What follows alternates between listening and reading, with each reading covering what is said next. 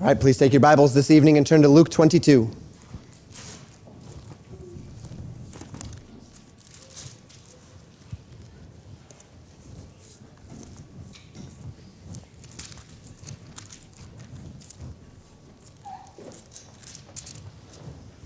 Today we walk through a day of trial, a day when the darkness of this world and above this world is loose to pour out its rage against our Savior Jesus Christ.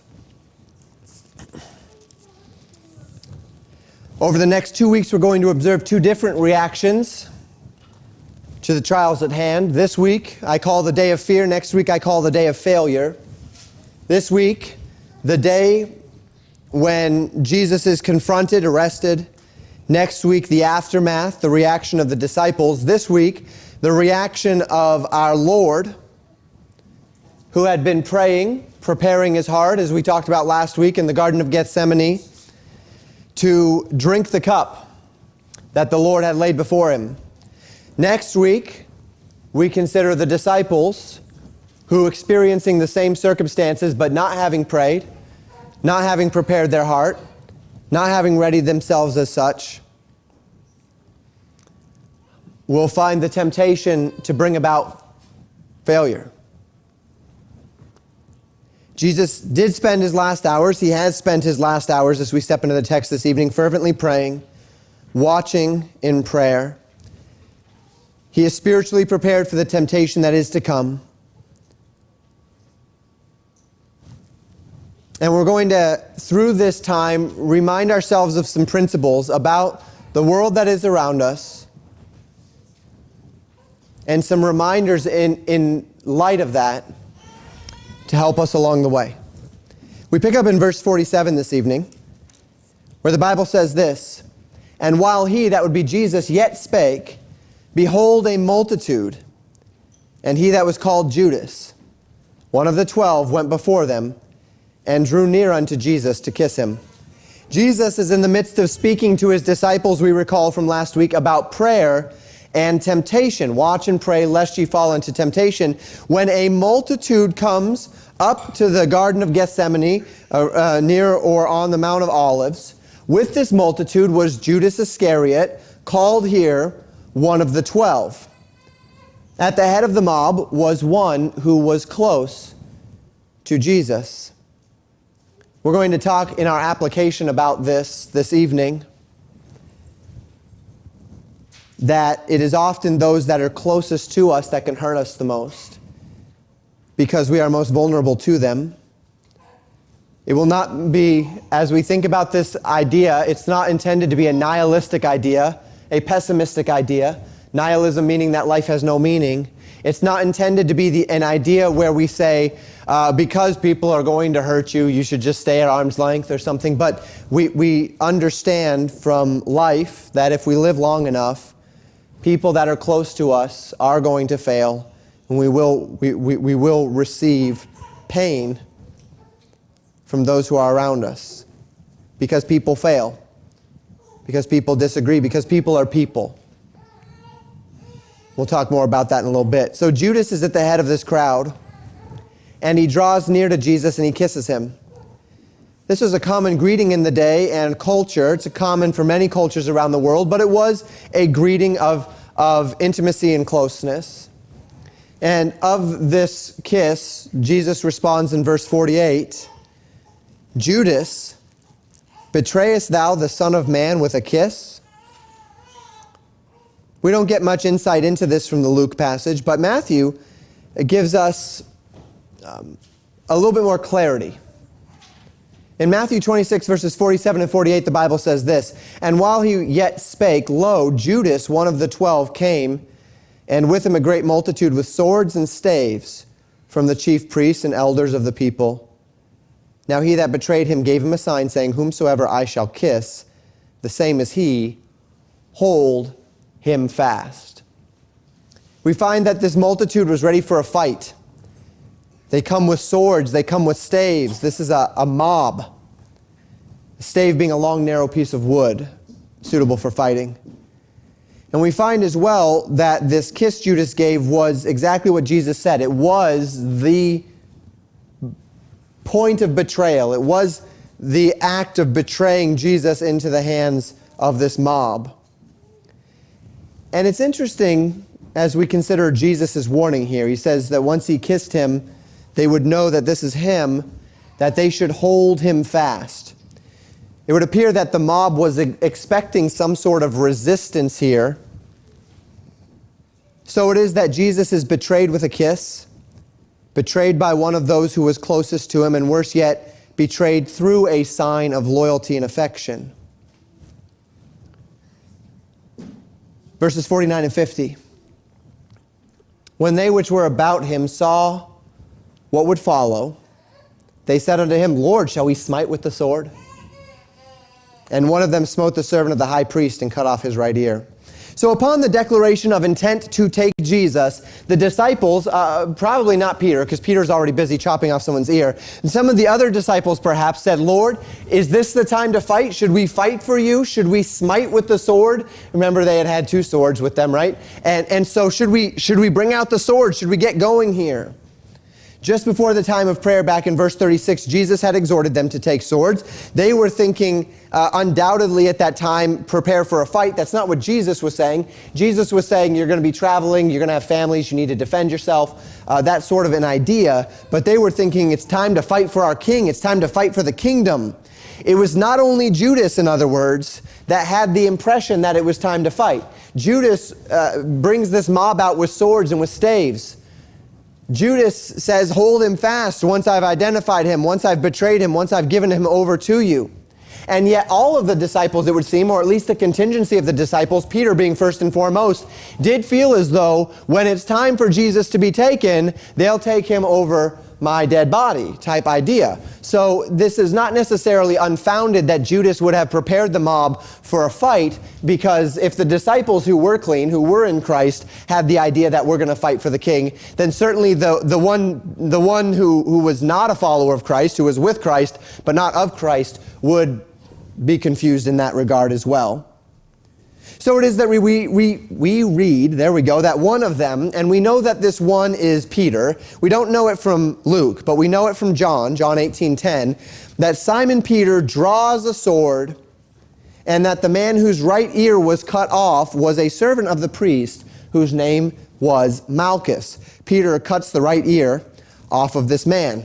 Now, as we continue in Luke, Jesus responds in verse 51, and Jesus answered and said, suffer ye thus far.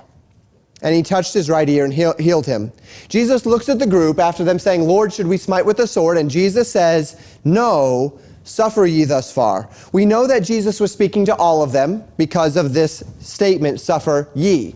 Right? When we come across a ye or a your or a you in our King James Bibles, the ye or the your or the you signifies that it is a second person plural pronoun, that the person is speaking to multiple people. When we see a thee, a thou, or a thy in our King James translation, we know that it's a second person singular pronoun, that person speaking to only one other person or one entity. We've seen churches before where a apostle speaks to the church in a thy, kind of regarding them as one entity, but it's a singular pronoun. And so in this case, we know that Jesus is speaking to all of his disciples, suffer ye thus far, simply saying, no, allow them to take me, allow what is going to happen.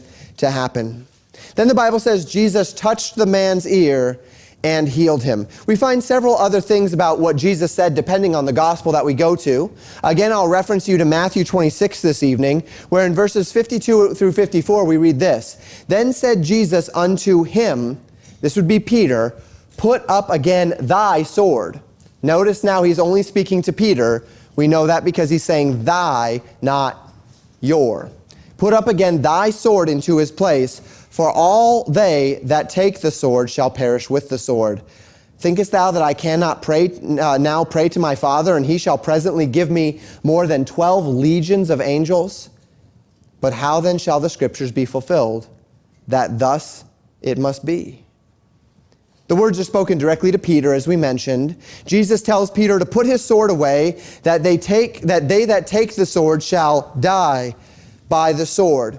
The idea here is that force is met with force. If we meet them with force, they will meet us with force. And this is not Jesus' objective. Jesus did not come with force. There's coming a day where Jesus will come with force, but not today. All throughout the Bible, we find that God does not use force to compel action. He only uses force to judge. God compels actions by faith. God then judges, judgment being naturally by force. To this end, he asks Peter, "Do you not think that I could pray to my Father and that he would presently send more than 12 legions of angels if I needed them?" Force is not an issue with God. Numbers are not an issue with God. Logistics are not an issue with God. This is not the problem. Jesus doesn't need his disciples to defend him. He's chosen his disciples. He's chosen to use his disciples, but he doesn't need them to defend him. A legion in Roman history is anywhere from 3,000 to 5,000 men, depending on the point in history. So 12 legions obviously would be 12 times 3,000 to 5,000. And of course he says more than 12 legions. He can get the numbers he needs if he needed to fight. But that is not his purpose. That is not the point. That's not what's going on here. Indeed, Jesus had already told them, and we studied this some time ago, that his kingdom would not come through physical might. His kingdom would not come through an overthrow. We recall back in Luke chapter 17, verse 20, Jesus had said, "The kingdom of God cometh not with observation." Right? And we recognized when we were there, and we've mentioned it a couple of times since, the idea being that you're not going to see the kingdom of God develop. The rulers of this world are not going to be looking one day at a chart of the world, and they're going to say, well, Jesus has this portion of the world and that portion of the world, and his troops are encroaching on us over here, and we need to bolster our flanks so that he can't flank us. No, that's not going to happen when Jesus is ready. When Jesus is ready to rule, he's going to come, he's going to say a few words, and he's in charge. The kingdom is not going to come with observation. So the disciples are still struggling with this idea. They haven't quite gotten it yet, but Jesus is staying on target. He's sticking to the plan. No, I don't need your swords. I don't need your sword, Peter. Put it away. That's not what we're doing here. He says, the scriptures must be fulfilled. This must happen. The scriptures must be fulfilled. We see a similar statement to Peter in John 18, verse 11. Jesus says to Peter, put up thy sword into the sheath. The cup which my Father hath given me, shall I not drink it? We mentioned this last week as an understanding that Jesus did not drink the cup in the garden. He has yet to drink the cup. He has to still drink the cup. He's telling Peter there is a purpose here. There is a purpose at work, and the purpose is not to bring about a kingdom by force. It never has been. That's not what God asked his disciples to do then. That's not what God asks his disciples to do now. We are not an army of a fighting force for Christ in the physical sense. The weapons of our warfare are not carnal. So Jesus acknowledges the necessity of the trials that were about to take place, and he's ready for them. And he prepared himself for them through the prayer in the Garden of Gethsemane. Verses 52 and 53. Then Jesus said unto the chief priests and captains of the temple and the elders which were come to him, Be ye come out as against a thief with swords and staves? When I was daily with you in the temple, you stretched forth no hands against me. But this is your hour and the power of darkness. Jesus asks them, why are you coming in a mob setting with swords and staves? I was with you daily. I never fought against you. You could have come at that time. I was daily among you. I was no physical threat. I've never been a physical threat to you. I've never sought to take up arms. You've never heard me say anything that would even imply that I'm going to take up arms. Yet you come to me as if I'm a thief. You come at me for a battle.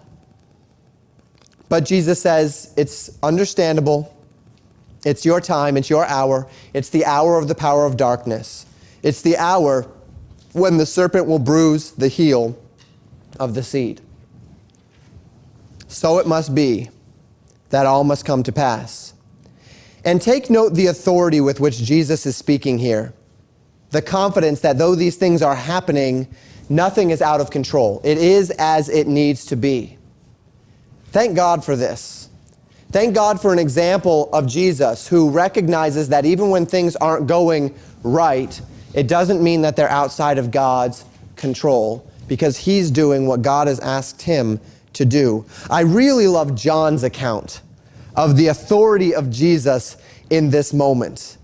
We'll go back in time a little bit in John, to John chapter 18, verses 4 through 9, where the Bible says this. Jesus, therefore, knowing all things that should come upon him, went forth and said unto them, Whom seek ye? Speaking to the crowd. They answered him, Jesus of Nazareth. Jesus said unto them, I am he, we see here. I am he. He is in italics, right? I am is what he said. He didn't say I am he. He said ego eimi. I am, the same thing that God said to Moses at the burning bush. I am that I am. And by the way, that burning bush, that was the angel of the Lord. That is Jesus there as well. So he says, I am. And the Bible says, and Judas also, which betrayed him, stood with them. As soon then as he said unto them, I am he, in italics, they went backward and fell to the ground. Literally, when he said, I am, they fell to the ground. Now, the Bible doesn't say fear. The Bible doesn't say these things. I don't know what it was, but to me, it sounds like authority. That's what it sounds like to me. That's Pastor Wikler's interpretation of events as they stand. We recognize that it could be this, it could be that. But he says, I am, and they walk backward and they fall to the ground. Then asked he them again, Whom seek ye? And they said, Jesus of Nazareth. Jesus answered, I have told you that I am, in italics he. If therefore ye seek me, let these go their way, that the saying might be fulfilled which he spake, of them which thou gavest me, I have lost none. Pretty important statement there. Jesus he prays that prayer in John 17, saying that of those that you gave me, I have lost none, save the son of perdition. Many people interpret that to mean that Judas was there at one point, but he was lost, except that in our interpretation here, we see that of those you have given me, I have lost none is not a spiritual statement, it's a physical statement. None of the disciples have been lost physically. That's why Jesus is saying, let them go. Because Jesus is seeking to preserve them, their well-being, their state, to the extent where Judas will be lost physically. He will die. He will kill himself. The rest of them are not lost. Jesus is yielding to the will of God here. And we see that great statement of authority, I am, mentioned 3 times. Great authority, even in these moments. That's the extent of our exposition this evening. Did not take long. But that's good, because I want to park a little bit more on application. The application this evening is going to be very pointed. And again, I don't want it to sound depressing or frustrating. I hope it's not so. I hope you'll take it within the spirit that it's given. But let's talk through a few points. I believe I have 4 this evening. And point number 1 of our application as we consider Jesus' arrest is this: people will fail you, but God cannot fail. I make this point in relation to Judas Iscariot and our Lord Jesus Christ. Let me be careful to acknowledge that the relationship between Jesus and Judas was somewhat unique in nature and in circumstance. Judas's heart was compelled by the enemy, as we know, to do this thing, to betray Jesus, because it was the time of the power of darkness to arise and to slay the King of glory. I acknowledge this uniqueness, that Satan had filled his heart to do this thing, but I still want to take a moment and link Judas's actions and interactions to our own lives. Jesus here was betrayed by a kiss from one of his closest followers, one of his 12. Betrayed by a kiss from a man who just hours earlier heard Jesus say, "With desire have I desired to eat this Passover with you." Judas's betrayal was not for lack of Jesus' love and care toward him. Judas's betrayal was entirely a Judas problem. There are some among us who have been hurt deeply. Some by ones that they love, You did not ask to be hurt. You had done nothing worthy of such treatment. And yet, what you received is poor treatment nonetheless. If you are blessed by God to live a full life, you'll likely face hurt at some point at the hands of someone that you love. Maybe more, maybe less. I'm not saying immediate family or closest of friends, but at some point you'll likely be hurt. And as life is structured, as I mentioned before, the likelihood of being hurt actually increases as you let people in. Those that are closest to you are those unto whom you're most vulnerable. Those that are closest to you can hurt you the most. It's just the nature of relationships. The deepest hurts in your life, God forbid that you should experience anything like that, but the deepest hurts in people's lives come at the hands of those who love them or who they love the most. Now again, as I say this, I'm not trying to be pessimistic. I'm not saying that those who you love in this life are going to hurt you, that if you live for long enough, everyone will fail you. I'm not saying those things. I'm not trying to say those things. But people are people. People do fail.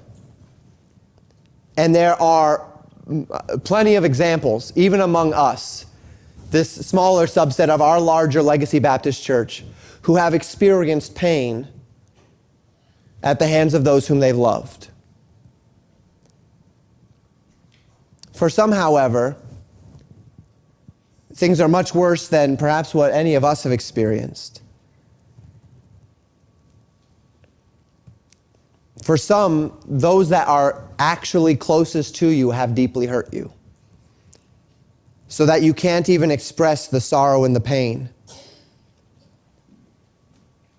How do you move on from such hurts? How do you deal with such hurts?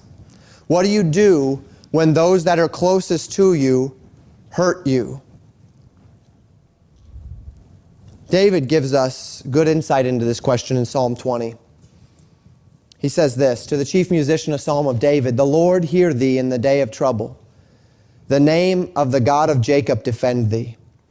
Send thee help from the sanctuary and strengthen thee out of Zion. Remember all thy offerings and accept thy burnt sacrifice. Selah. Grant thee according to thine own wisdom and fulfill all thy counsel. We will rejoice in thy salvation. In the name of our God will we set up our banners. The Lord fulfill all thy petitions. Now know I that the Lord saveth his anointed. He will hear him from his holy heaven with the saving strength of his right hand. Some trust in chariots and some in horses, but we will remember the name of the Lord our God. They are brought down and fallen, but we are risen and stand upright. Save, Lord.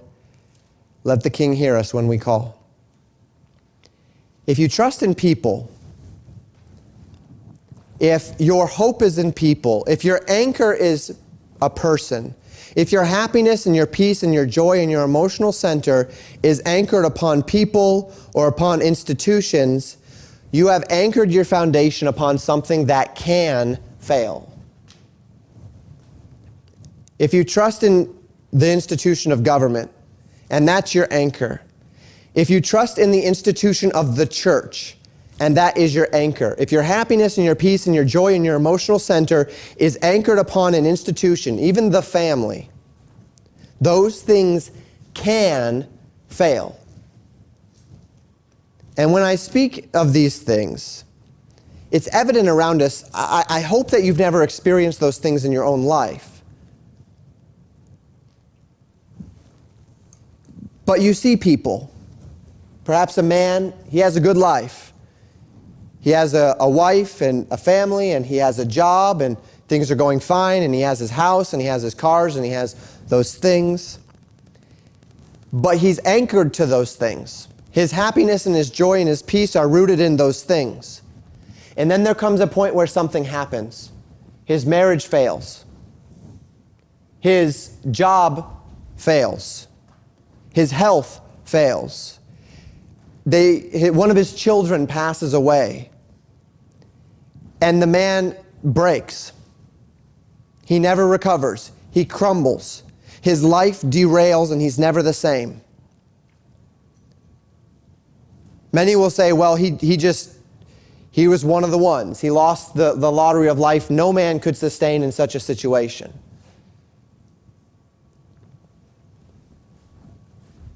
But maybe the problem is that the things in his life were his anchor rather than Christ. And so when the anchor failed, he was cast adrift. So a couple lives 25 years in marriage and they have children, and those children are now grown and they leave the house, and all of a sudden that couple finds that they have nothing to relate to anymore. And the marriage breaks up. Because throughout those years, at some point, if not from the beginning, the anchor of that marriage had become their children, or had become their busyness. And when that anchor went away, or that anchor failed, so too failed their marriage. So a pastor serves in a church, and that church isn't growing. Or a member betrays him or hurts the other members of the church. The church has a falling out and there's a split. And the minister loses focus and he fails. He can no longer minister. He becomes a shell of a man. He is depressed. He loses the capacity to move on. What happened? Well, it's possible that pastor's anchor was actually in the church itself. And when the church failed in whatever way it failed, his anchor failed, and he was cast adrift. A church member serves the church faithfully, loves the church, trusts the church, until one day it proves that the church was untrustworthy. Something in the church goes very wrong. There's a financial scandal. Somebody was taking money from the church. A religious scandal. The church has begun to compromise. Maybe a moral scandal. The pastor has failed morally. And that person leaves the church, becomes one of those spiritual but not religious person, lives in resentment and bitterness against the church. What happened? His anchor was in the church. And when the church failed, his anchor failed, and he was cast adrift. We could spend all day on scenarios. Perhaps you've known some. Perhaps you've seen some. Perhaps you've experienced some scenarios. When our emotions and our hopes and our expectations are rooted in people and institutions in this life, there is a constant possibility that when the institution fails, when the person fails, so too will fail our resolve, our capacity to function, because it failed. When we see that, what we know is that our anchor was in the wrong place. But David writes about a day of trouble. And in that day of trouble, he says, some trust in chariots and some in horses, but we will remember the name of the Lord our God. Now, again, what am I not saying this evening? I am not saying don't trust anyone. It's a pretty sad life if you go through life not trusting people. As a matter of fact, the idea of being a lone wolf, of keeping everyone at an arm's distance, of not letting anyone in. I've noticed, and please, this is not me attacking culture or anything, but I've noticed up here, the German Scandinavian culture, people are far more private than, say, where my wife and I lived before in the South. There's an entirely different level of privacy and leave me aloneness up here, and it's not to say that Minnesota nice is Minnesota nice. It is what it is. It's fine. It's good. But there's a different level up here of you do your thing, I do my thing. I'm gonna let you in, but I'm going to keep you at arm's length. There is some of that up here culturally. I'm not necessarily saying in the church. I'm just saying culturally. I'm not advocating for that. I believe in many ways that is explicitly anti-biblical, incompatible with the Christian expectation of fellowship, accountability, and love in the church. I'm not trying to say that because institutions can fail and people can fail and families can fail, that we just throw it all out and say, okay, well, I'm just going to trust in myself and I'm not going to ever trust in anyone else, and I'm not going to ever let anyone in because everyone I've known that I've let in has failed me. People get there. Certainly that's not what we're advocating this evening. Quite the opposite, in fact. But what I am saying is that while you should and can and ought to trust people, while you should and can and ought to invest, while you should and can and ought to love the institution of the church, love the institution of family, understand, honor, respect the institution of government, while you should trust your wife, while you should trust your family, while you should trust your husband, while you should trust your parents, while you should have those relationships in place and love them and invest in them fully and wholly as unto the Lord, they should not be your anchor in life. They cannot be your anchor in life. They cannot be the thing that defines you. They cannot be the thing that keeps you grounded. I love my wife. I trust my wife. I have absolutely no expectation that my wife would ever knowingly hurt me. But if I make my wife my anchor in this life, first, I do my wife a disservice because I'm asking her to bear a burden that no one should have to bear. I should not have to bear the burden of being anyone's anchor. And a lot of pastors get themselves into trouble because they bear that burden, or they feel like they have to. They have a problem. They are not perfect, no pastor is. And instead of seeking accountability, talking with individuals in the church, men that they trust about things, they say, I have to be the anchor for my church.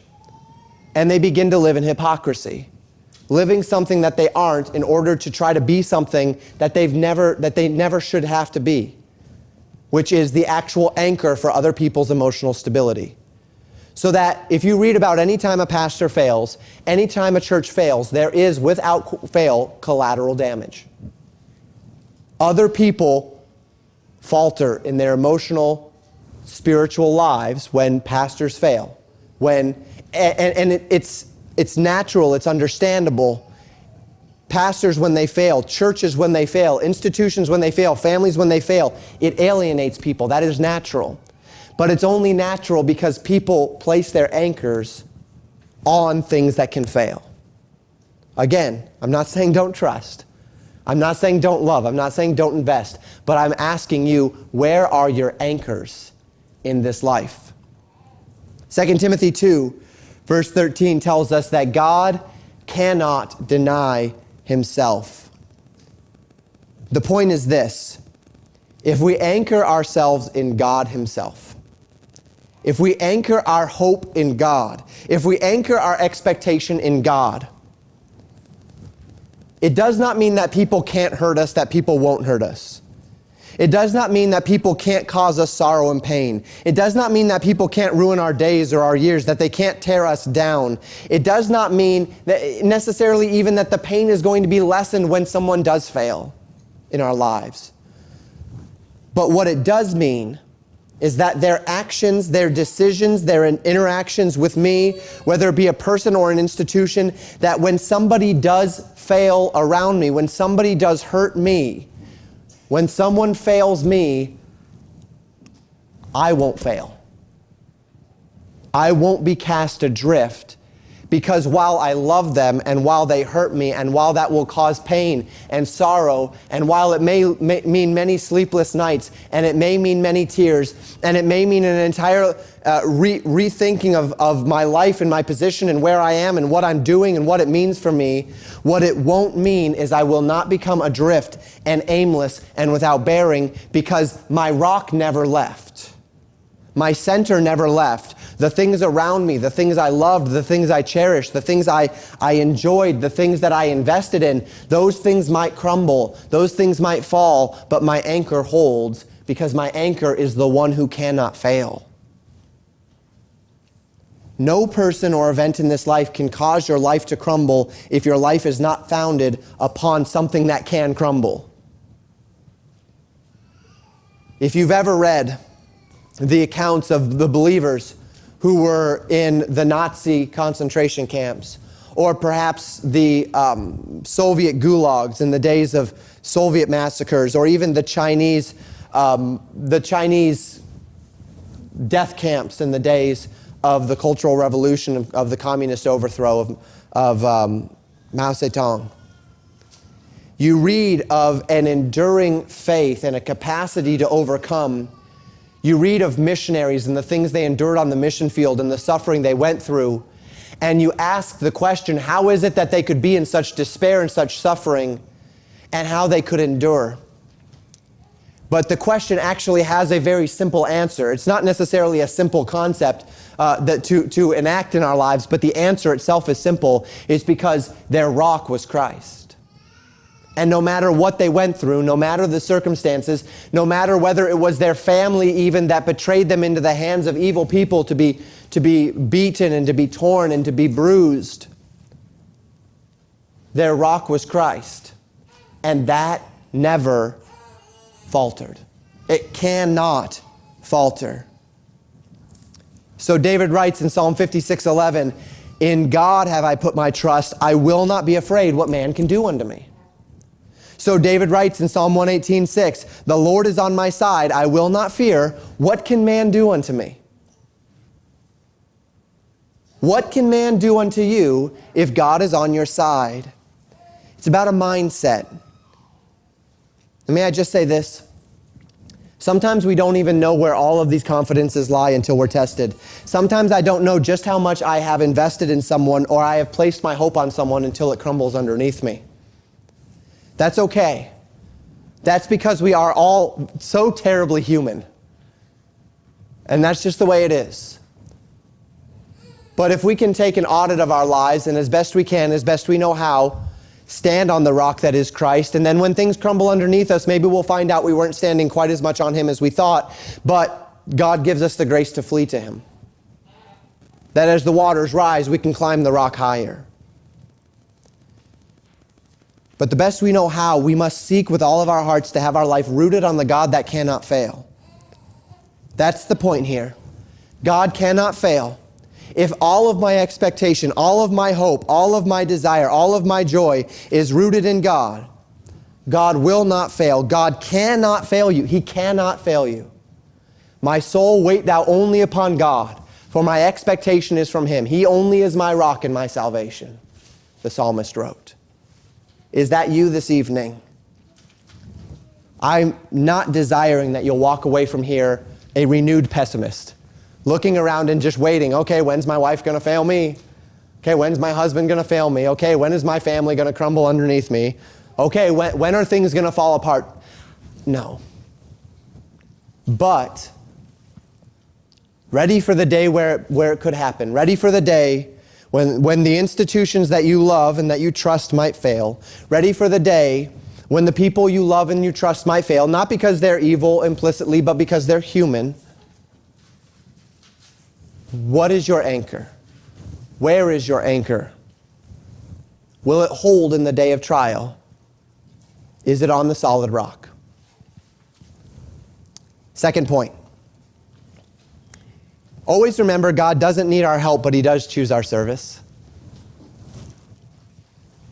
Jesus was preparing His disciples for service. He was not preparing them to fight for Him, physically speaking. The crowd of religious leaders came with swords and staves to take Jesus. Peter, in some misguided line of thought, decided he was going to help Jesus defend himself, to deliver Jesus from this persecution. So he cuts off Malchus's ear. Jesus immediately intervenes and not only tells Peter to stop, but he heals Malchus's ear. Wonder what Malchus was thinking. It's interesting. You would think that maybe obviously the hour of darkness had come. Darkness was prevailing. Darkness was pursuing this. But I would think that there would be more power in Jesus saying stop and putting a man's ear back on him than there would be in Peter and whoever else had the second sword actually fighting against these other people with swords and staves. I would think that crowd would say, wow, maybe we shouldn't oppose this guy who just popped this guy's ear back on him. But darkness had blinded their hearts, and we'll see that particularly in not next week, but the week after, how deeply darkness had blinded the hearts of these people. Jesus has shown His authority. People have recognized it. Jesus says if it was the Father's will, more than 12 legions of angels could come to His deliverance. And as I think about this idea, the 12 legions of angels that Jesus could call plus, I'm reminded of Elisha, the prophet Elisha in 2 Kings 6. 2 Kings 6, the king of Syria comes after Elisha the prophet with his armies, because Elisha the prophet had been telling the kings of Israel how to fight. He'd been telling them, no, don't go there. There's a trap for you there. No, don't do that. The king of Syria wants to destroy you there. And the king of Syria was very angry because he thought that there was a traitor in their midst. He was convinced that there was a spy until one of his servants said in 2 Kings chapter 6, verse 12, one of his servants said, none, my lord, there is no spy in your midst. But Elisha the prophet that is in Israel telleth the king of Israel the words that thou speakest in thy bedchamber. There's no spy except the God of heaven. Once again, you'd think that if the God of heaven was talking to Elisha and the king of Syria believed this, he might say, well, then I'm going to back off. But that wasn't his response. Unbelief needs no reason. Unbelief is a very unreasonable thing. I'm looking forward to talking about that with you in 2 weeks. The king of Syria says, well, then we need to kill this Elisha guy. I mean, after all, he literally knows what I'm thinking in my bedchamber. I can kill him, right? Anyway, so in 2 Kings chapter 6, verses 13 through 17, we read this. And he said, go and spy where he is. Find out where this king, where Elisha, this prophet is, that I may send and fetch him. And it was told him, saying, behold, he is in Dothan. Therefore sent he thither horses and chariots and a great host. He sends the army to go pick up this prophet, right? I'm going to go pick up this prophet with my armies. And they came by night and compassed the city about. So they have surrounded Dothan with chariots and horses and armies. And when the servant of the man of God was risen early, he'd gone forth, he gets up, he goes out the door, and there are all these armies surrounding the city. Bible says, and behold, an host compassed the city, both with horses and with chariots. And his servant said unto him, that would be unto Elisha, alas, my master, how shall we do? And he answered, fear not, for they that be with us are more than they that be with them. Interesting response, right? No, there's more with us than with them. The servant looks around and he sees an entire city surrounded by chariots and horses. He's a little confused. The Bible says, and Elisha prayed and said, Lord, I pray thee, open his eyes that he may see. Open the eyes of his servant. And the Lord opened the eyes of the young man, and he saw, and behold, the mountain was full of horses and chariots of fire round about Elisha. Elisha understood something here. Elisha understood that people and institutions and those that would seek us harm, they exist. They absolutely exist. He understood that the battles that were being fought on this plain, I mean, materially, Elisha was alive. He was a person. His heart was beating. He could die. But the point is that Elisha had no fear of what man could do unto him because he was under the watch care of the great God. It's really actually interesting. If you want to continue to read at some point, I encourage you, if you're not familiar with the story, continue to read about what happened here.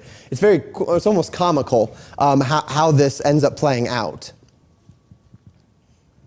Elisha's servant asks, what will we do? We are surrounded. When Elisha responds, what will they do? They are surrounded.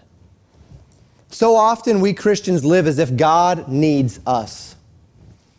We think that if we miss something or do something or fail in some way, that will be the end of it.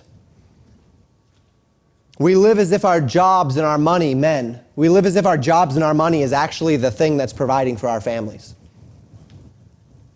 Parents, you live as if your parenting is actually the thing that forms well-adjusted Christian adults. Pastors, we live as if our pastoring is actually what is going to make or break the success of a church. Christians live as, we give the gospel as if it's actually our words that are going to win people to Christ. Now, I'm not saying those things are not important. Men, we ought to diligently work. This is how God has ordained that we provide for our families. Money is, generally speaking, a big part of how God has ordained that we provide for our families. Parents, it is important to be godly parents, to raise godly children, to be consistent examples. These are important things. These are necessary things. This is how God works. As a pastor, it's important that I be faithful in ministry. It's important that we as believers share the gospel to a lost and dying world. But none of those things are actually about us. I cannot pull out a piece of paper, write a list of things that I did well and things that I didn't do well in any area of life, and then say, therefore, I can predict with 100% clarity the outcome because one outweighed the other. Spiritual outcomes are not simply about me. I'm a partner with God and with His will. And anything that I do of value or success is done as God has compelled me to do it, as I partner with Him. Anything that happens of value is only done because I have identified things that God has asked me to do, and I've done them because God has chosen to use me. Any success that Legacy Baptist Church finds is only the success of God. And to whatever degree God has chosen to use Pastor Wikler as a vessel to bring that about is the degree to which God chose to use Pastor Wikler. But it might very well be that in a week or in a month or in 6 months, there will be a family that comes to this church that turns this church upside down for Christ. And if God chooses to use an individual or a family outside of Pastor Wikler, that's God's business. That's how God works. We are vessels in the hand of the Master. He doesn't need our help, but He does choose to use us. Are you usable then? That's the real question. Not are you the best, the brightest, the strongest, the fastest, the smartest. Are you usable? The Spirit of God, Jesus said in John 3, is like a wind that comes from a direction and blows a direction, and we don't know where He's coming from and we don't know where He's going, but He's moving. And if we are blessed by God, we find ourselves in the path of that wind. And we might even get to be a sail directed by that wind unto power, unto purpose, unto ministry. We have a part. But our part is only as good as the degree to which we are aligned with God's desire to use us. He doesn't need our help. I don't need to bear the burden of this ministry. I can't bear the burden of this ministry. And if I try, if I think that God needs me to propel Legacy Baptist Church, I'm going to burn out, and the church is not going to be everything that it could be for Christ. Same with our families. Same with our jobs. We are partnering with God to do what He's asked us to do. But the chariots are filled, or the hills are filled with chariots of fire. The powers of God. And we have a privilege of being a part of it. Let us be careful that we're not so eager to do that we fail to partner with God in what we're doing. Yeah, I put it that way. Point number 3. Don't fear God's will. Peter cuts off Malchus's ear. Jesus tells him in John 18, "Put up thy sword in thy sheath. The cup which my Father hath given me, shall I not drink it?" Jesus had spent much time in prayer. He'd been strengthened by the angels to do the will of the Father. And now as he stood before the mob, facing the darkness that was to come, facing the wrath of the spiritual darkness of this world, he resisted any urge to allow Peter to defend him and instead submitted himself to the will of the Father. He submitted himself to death, not because it was noble, though it was. He submitted himself to death, not because it was right, whatever we might define that as, though it was. He submitted himself to death because it is what God wanted. It was God's will. And if it was God's will, then Jesus knew one thing above all. He was not going to fear it, oppose it, or flee from it. The mindset we consider here is one which we see exemplified in the struggles of Paul the Apostle. Paul was a man who was ordained unto suffering. Indeed, in the book of Acts, as we spoke of this morning, At the call of Saul to become a servant of the Lord, God tells Ananias in Acts 9:16, "For I will show him how great things he must suffer for my name's sake." Paul was ordained unto suffering. It was not always easy for him. He was a very talented man. He was a very powerful man. He was a very academic man. He could put phrases together well. And Paul says this in 2 Corinthians 12, verses 7 and 8, "Lest I should be exalted above measure through the abundance of the revelations, there was given to me a thorn in the flesh, the messenger of Satan to buffet me, lest I should be exalted above measure. For this thing I besought the Lord thrice, that it might depart from me." As Paul was speaking about his life and his capabilities and his desires, he was a man that was so capable that there was a propensity, there is a propensity in the lives of capable people to glory in themselves, to glory in their abilities, and then to seek to use their abilities to push ahead God's agenda, right? This is the idea of God needs me. It may not be in the forefront of our minds, but even subconsciously, we just feel like I've got a talent and I'm going to force this talent. I'm going to force the kingdom of God in my direction through my talents. And Paul says, "Lest I be exalted above measure, God gave to me a thorn in the flesh, the messenger of Satan." And notice he pinpointed why God did it, so that he would stay humble. God did it so that he would stay humble. And 3 times Paul asked God, in the same way that we might experience Jesus falling on his knees and saying, "Lord, if it be possible, let this cup pass from me. Nevertheless, not my will, but thy will be done." Paul asked 3 times that this thorn in the flesh might be removed from him. God, I get it. You want to keep me humble. Would you just please remove this thing? And God responded to Paul. You're probably familiar with it in verse 9 of 2 Corinthians 12. "And he said unto me, My grace is sufficient for thee, for my strength is made perfect in weakness." Notice Paul's response. "Most gladly, therefore, will I rather glory in my infirmities, that the power of Christ may rest upon me." God's response, when combined with Paul's introduction, tells us this. God allowed this thorn in the flesh as a means of keeping Paul humble, lest Paul be exalted by the power and the authority that he had as an apostle of Jesus Christ, the apostle to the Gentiles, lest Paul be exalted by the abilities that he had been given naturally in his intelligence, lest he be exalted by the success that he had as he went from place to place planting churches and seeing people saved. God allowed him to have a thorn in the flesh, a means by which God divinely chose to keep Paul grounded. And once Paul understood in its fullness that this was God's will, Paul's attitude changed entirely toward this thorn in the flesh, didn't it? I'm sure he never woke up saying, "I'm glad I have this thing." But I would imagine, in my sanctified imagination, that Paul often woke up and said, "God, thank you for this thing."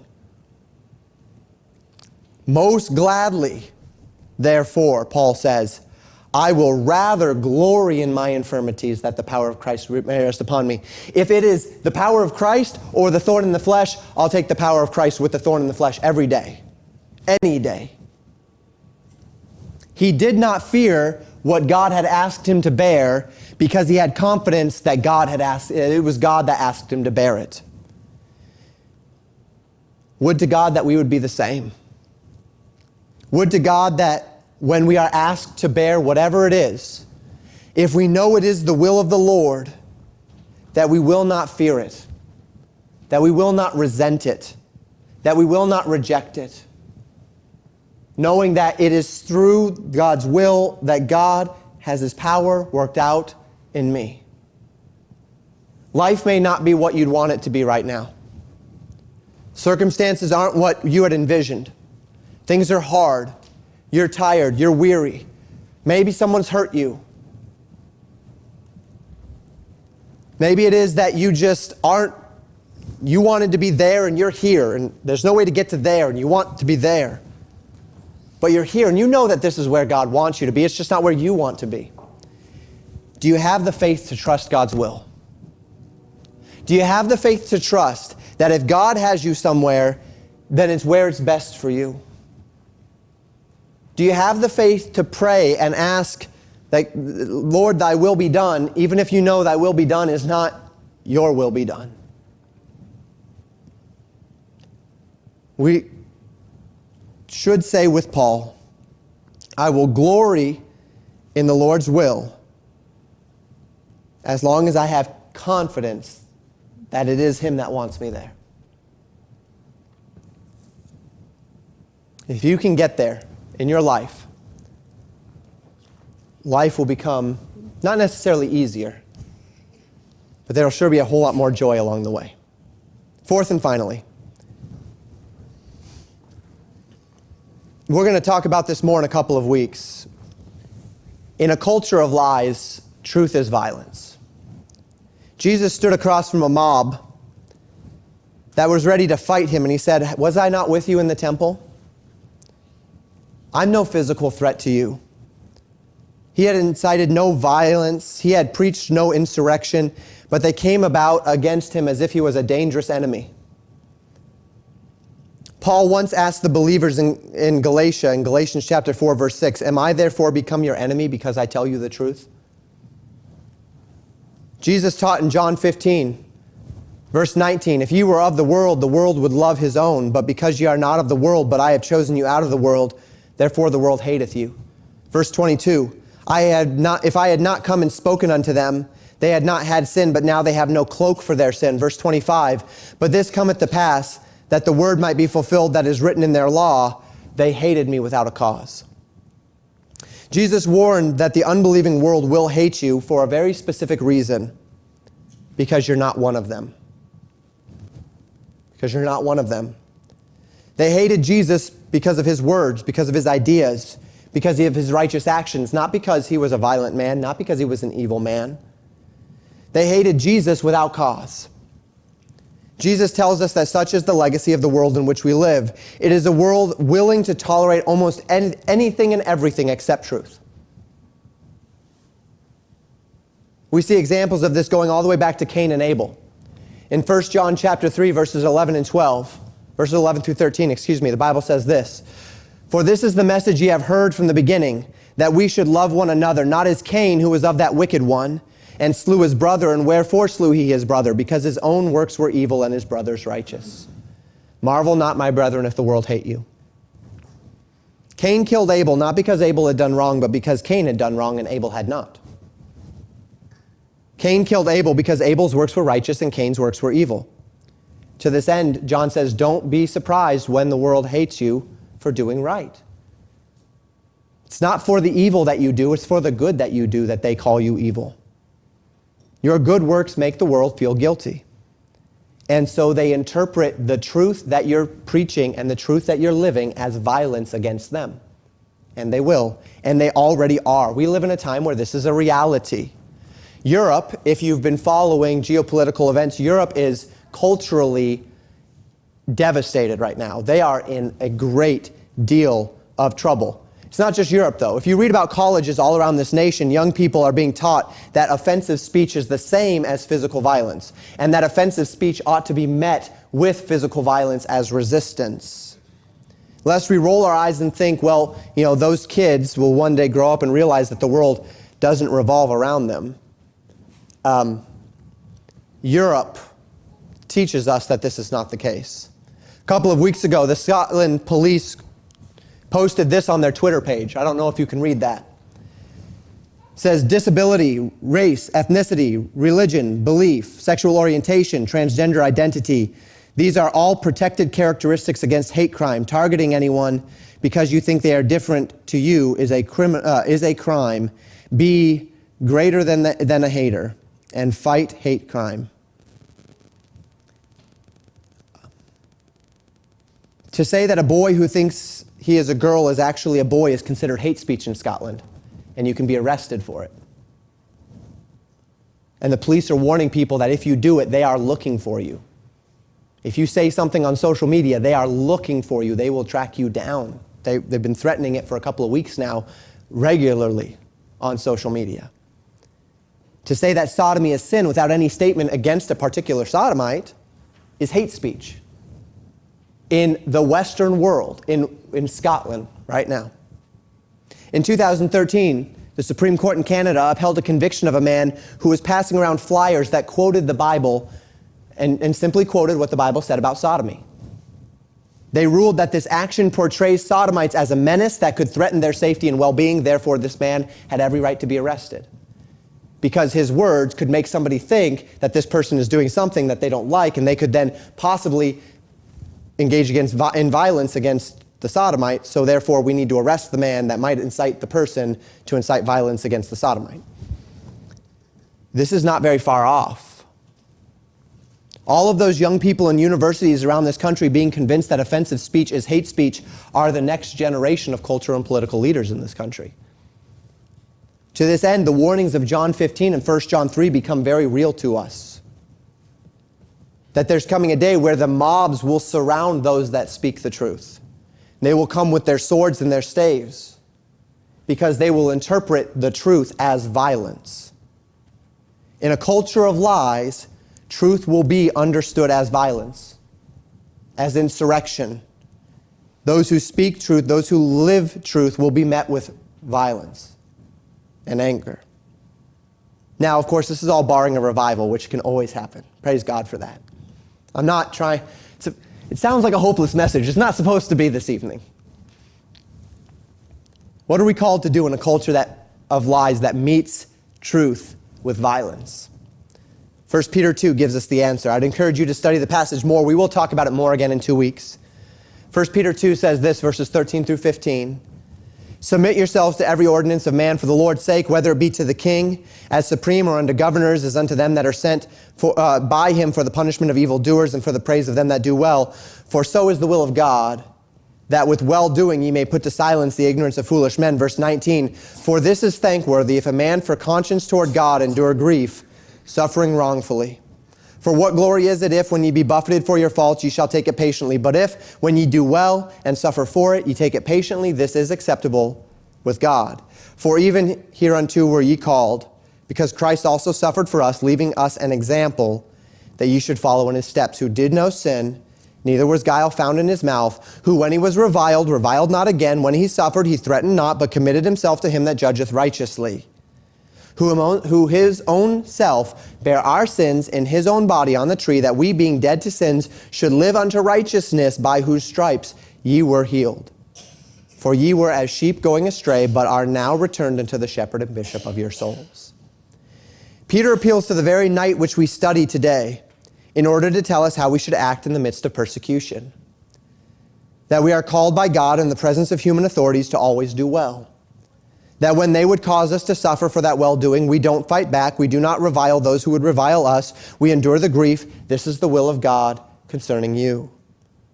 As Christ was reviled, he reviled not again. As Christ suffered, he threatened not. He suffered wrongfully for the sake of truth, and so too might we. It should not surprise us, brethren, in a culture of lies, that truth would be considered violence. It should not surprise us, brethren, in a world of evil, that truth would be hated. It is what the Bible teaches. It is what we should expect. On that night, Jesus, who was in the garden, not conspiring to overthrow the government, but rather praying for himself and his disciples. On that night, a mob met him with force, ready to fight. Jesus asked why. No man could tell him. Such is the legacy of the culture of lies.